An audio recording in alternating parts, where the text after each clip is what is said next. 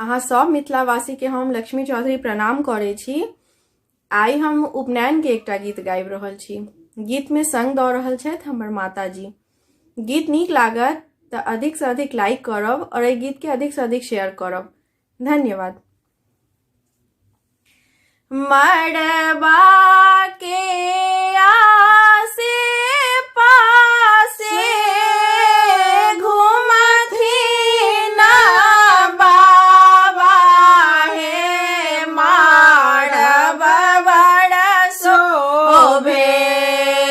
मड़बा के आसे पासे घूमथिन बाबा हे मड़ब बड़ शोभे। हम बाबूल धोती लेने ठाड़ मड़ब बड़ शोभे।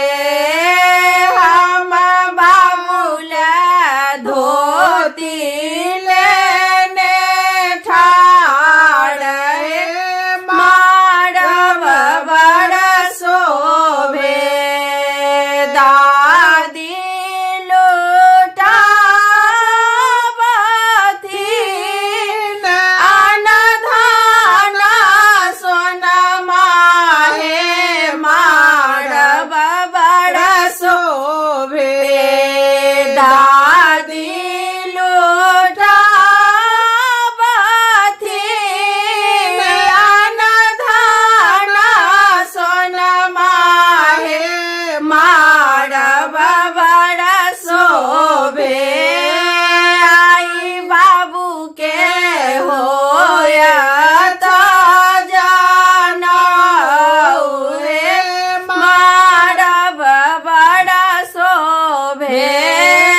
आई बाबू के होयत जनऊ हे मड़ब बड़ शोभे।